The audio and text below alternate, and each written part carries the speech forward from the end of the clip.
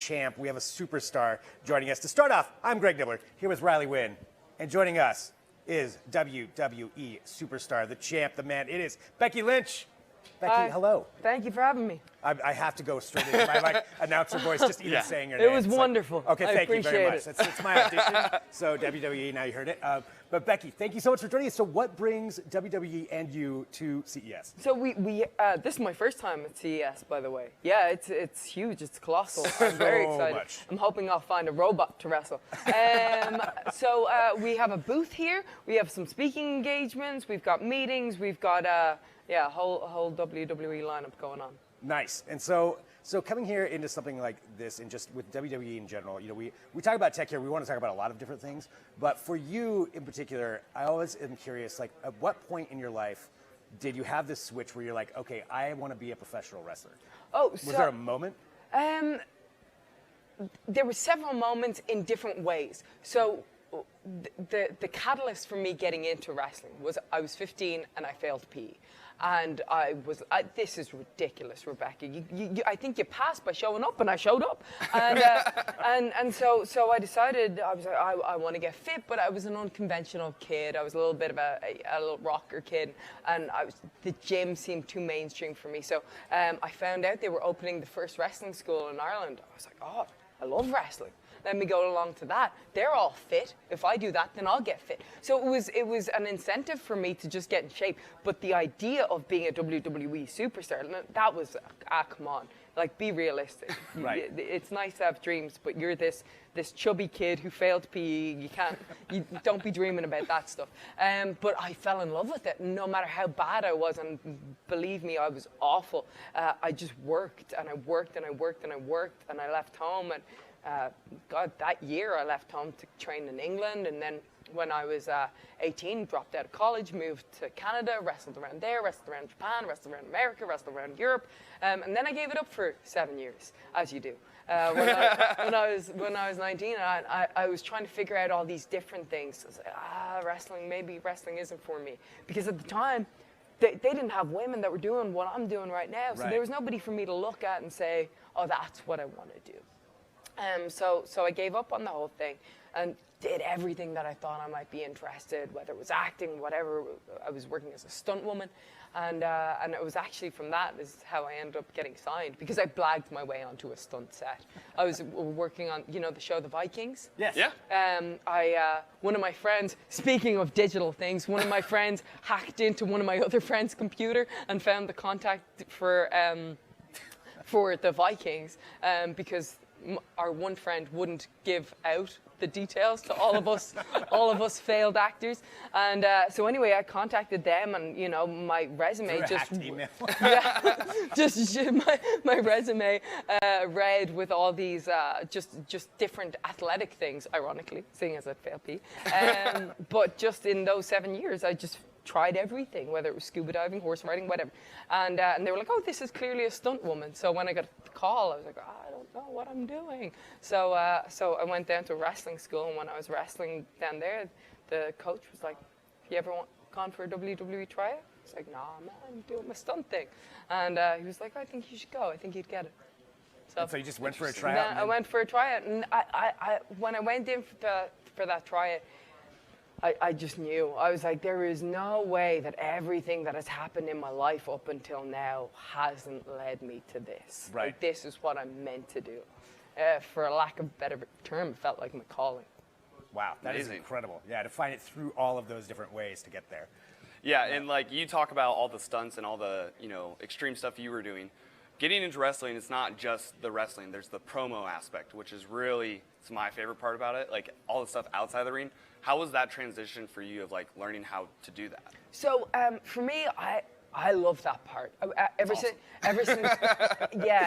since I was a little kid, I told my mom I wanted to be an actor. She had one of my aunts who had been an actor on an Irish soap opera.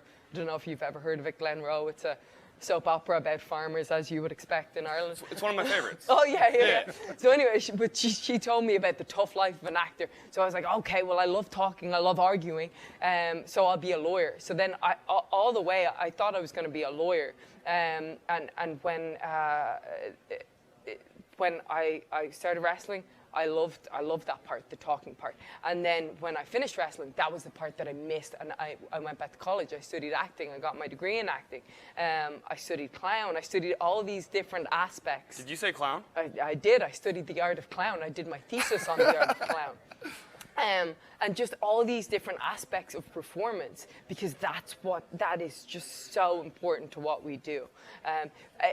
Because an audience, they can like your match and they can think it's cool. But if you can't tell a story and let them know what your voice is and what your message is, then you're missing just such a huge section. Well, and like Riley said, I mean, that's what one of the amazing things about WWE, and just even going all the way back. Like, did you watch it as a kid? Oh, yeah. Who were your favorites? Well, when I was a little kid, it was, I know that they say you can't have both, but it was the Ultimate Warrior and Hulk Hogan. Oh, yeah. And then when I was a teenager, the person that hooked me in was Mick Foley.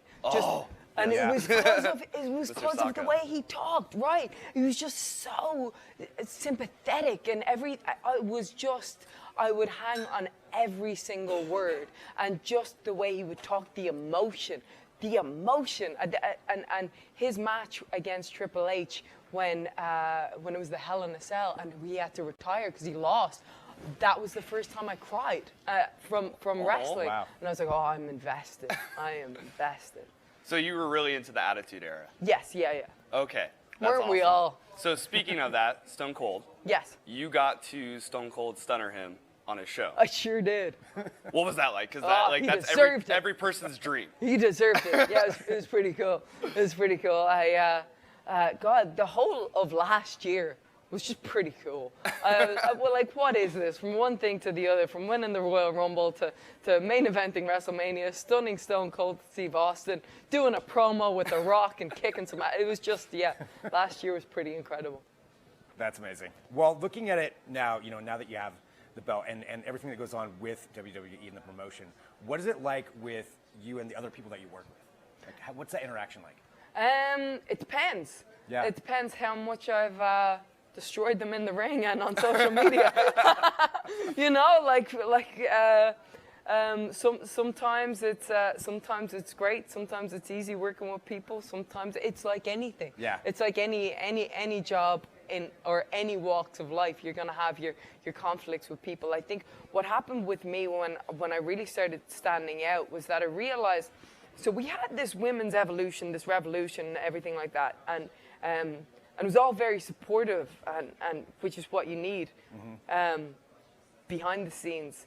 But in front of the scenes, I didn't want any of that. I was like, the guys aren't doing this. The guys aren't like brushing each other's hair and propping each other Right. up on social media, telling everybody how great they're doing. No, everybody's trying to.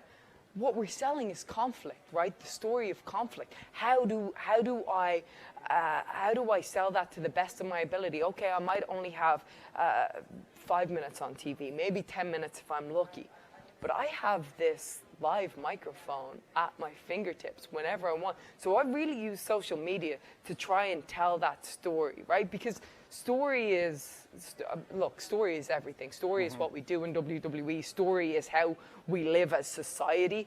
But story was really the way that I could make my way to WrestleMania, and I could use that to constantly tell my story. So sometimes I'd get a little underhanded in some of my tweets. Some people probably didn't take that too kindly. But at the end of the day, what I was doing was selling the story and making people care and making people invested. The fact of the matter was that they were so much that we had to be the main event of WrestleMania. Right. And that people cared so much that they were still there 8 hours later.